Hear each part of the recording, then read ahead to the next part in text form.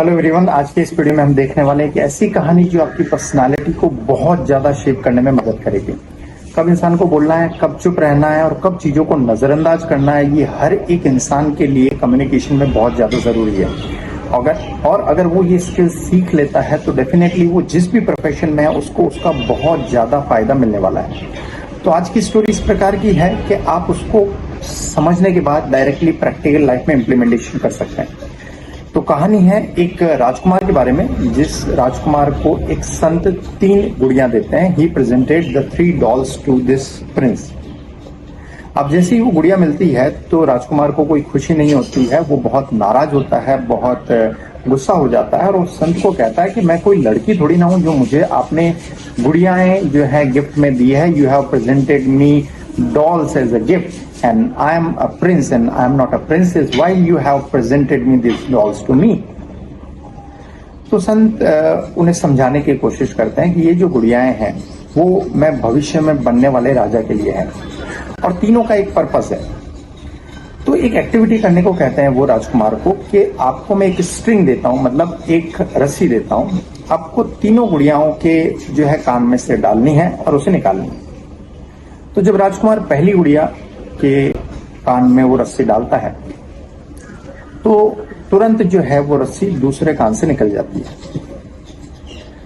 दूसरी गुड़िया के जब कान में वो डालता है रस्सी तो वो निकल जाती है उसके मुंह से, और तीसरी गुड़िया के जब कान में वो डालता है रस्सी तो वो नहीं निकलती है कहीं से।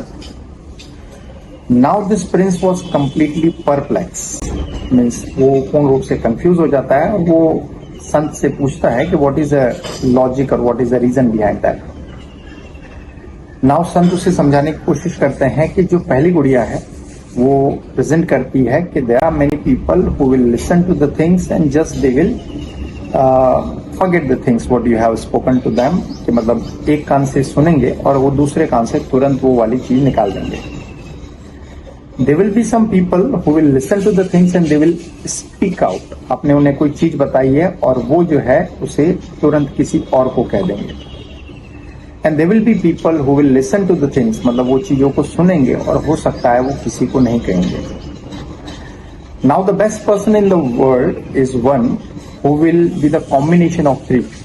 Means अगर कुछ नेगेटिव बातें कही गई है और वो एक कान से सुनी और दूसरे कान से निकाल दी गई है तो that represents the first type of person. The second type of person is that कि जब आपको कोई पॉजिटिव चीज शेयर की गई है और वो अगर आप किसी दूसरे को बता रहे हैं, so that combination of people is also necessary.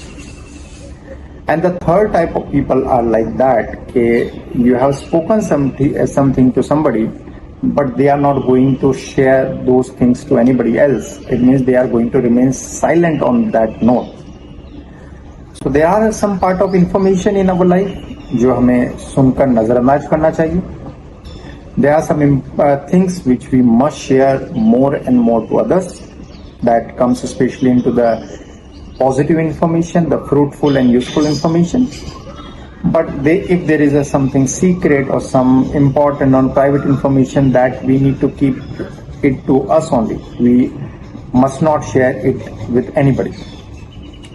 So not one type of person a person has to become, but he has to somewhere divert himself into the all 3 types of categories. You cannot say that best person is one who just avoid the things whatever is spoken. कभी नजरअंदाज करना है, कभी share करना है और कभी silent रहना है। And all the 3 types of things is very much necessary for everyone.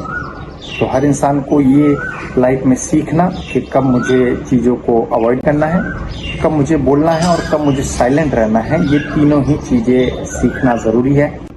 And that particular lesson was given to this prince by this saint. And this particular story should be implemented in each and every person's life. I'm sure इस कहानी का जो सार है, जो conclusion है, वो आप लाइफ में जरूर इम्प्लीमेंट कर पाएंगे।